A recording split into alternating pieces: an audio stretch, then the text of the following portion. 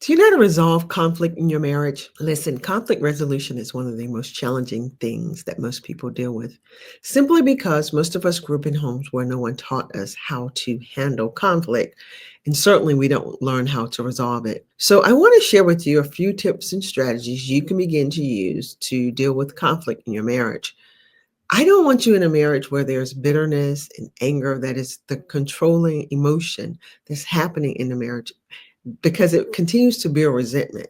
So anytime there's an issue that goes unaddressed for too long, the only outcome that can happen from that is the resentment, right? It's because over time, your mind monsters, your thoughts, your beliefs will begin to build an compelling defense against your spouse. And so after you've thought it long enough, you will be convinced that it's true. And then their behavior will give you what you consider evidence that what you are experiencing from them is true.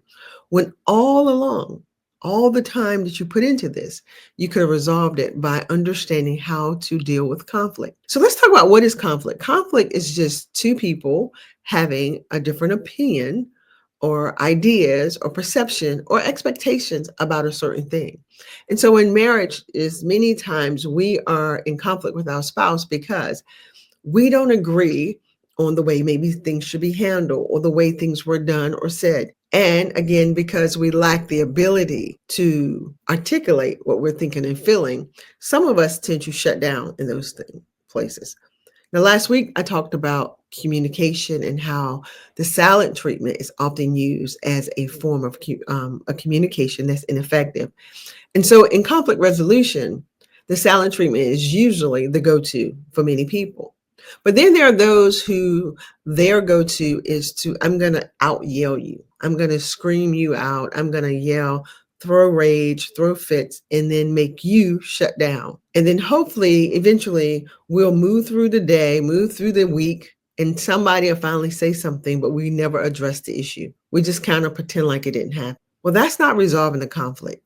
In fact, that is creating an environment for more resentment. So I want to offer you a strategy, simple, plain.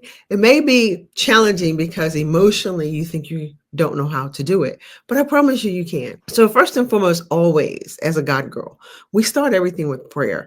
And the prayer is not just that God will give us an answer, right? Because God is such a gracious guy. He's going to give you the answer. But the prayer is to align your mind and your heart with his answer. It is where the peace will come so that you can begin to do the strategies I'm going to share with you. See, God's word says that we pray, we petition, that means we ask, and then he gives us the peace that transcends all understanding. So it is in the transcending, taking you from being erratic, angry, self-righteous into peace, transcending into love, joy, calmness, that then you can begin to do the things I'm going to offer you.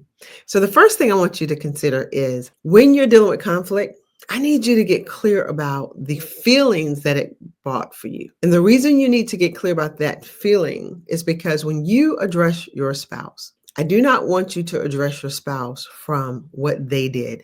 I want you to address your spouse from how it made you feel. But you start that conversation with what is called soft start, meaning you say things like, hey, I love you and we really need to talk about this.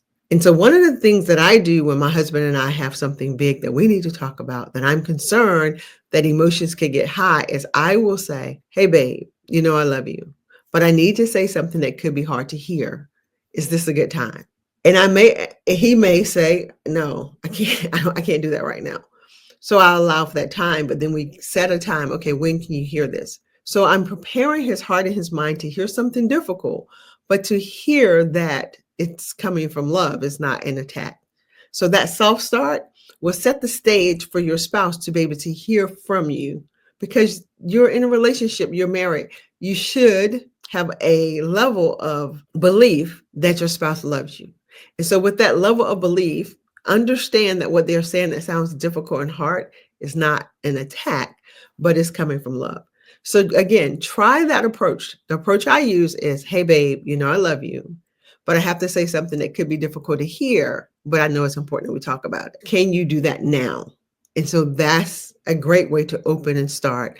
anything that could lead to a bigger conflict. Once you set that stage, you've said what you need to say to like start that soft opening.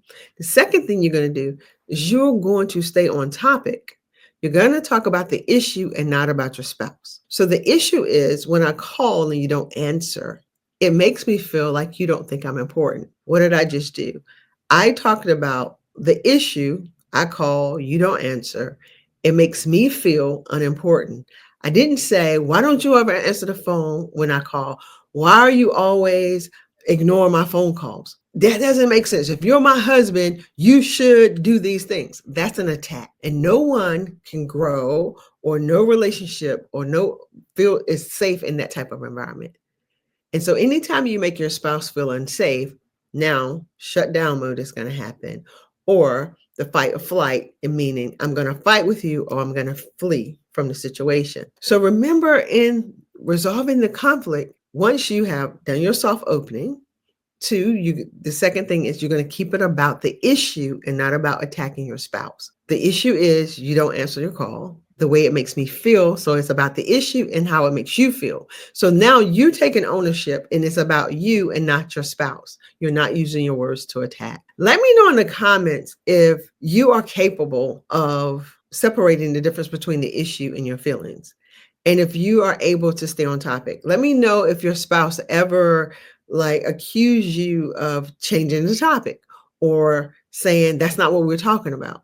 Because I know that's easy to happen a lot of times, because when so much is happening, particularly if we are moving from the energy of the hurt, the resentment, the anger, the pain, we'll spew out a lot of things and then we get off topic about the issue that the conflict was about.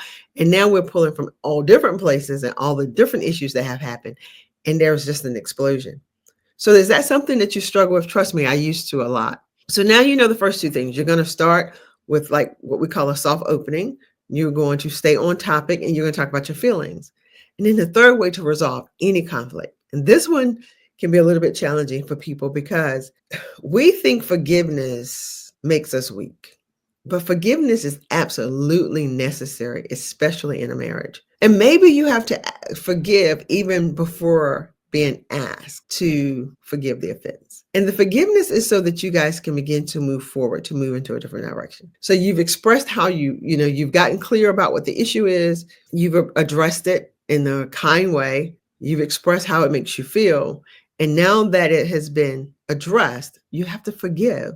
We're going to forgive the act. We're going to forgive the offense. We're going to move forward by letting it go after the conversation, not just letting it go because I don't want to talk about it. And so forgiveness many times can look like, okay, I forgive you and I let it go. That's what people will do, but then they're still holding on to the anger and hostility. The way you let go of the anger and the hostility is you bless a person. The Bible tells us to forgive and bless. And that one can be challenging. So what does it mean to bless? Pray and ask God to do something good for your spouse. You ask God to help you bless them, and maybe you treat them to coffee or leave them a little note.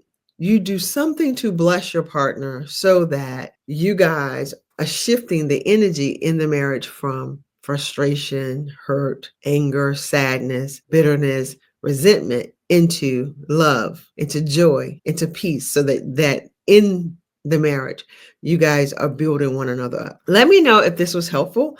Let me know if there's another topic that you want me to expound on, if there's something else that you need to know about conflict resolution, because all this week I'm going to share a few more tips and nuggets on how to resolve conflict, because unresolved conflict just turns into bitterness, anger, and resentment. And we don't want you to be in a marriage where those are the ruling emotions in that marriage, when the ruling emotion can be love, peace, and joy, just as the Bible tells us we can have. I want you to have an amazing day, amazing week. And I want you, more importantly, to have an amazing marriage. I encourage you to get my book, Think Your Way to a Better Marriage. That's on my website, verythoughtfullife.com. Or you can join the class. Talk to you soon. Bye-bye.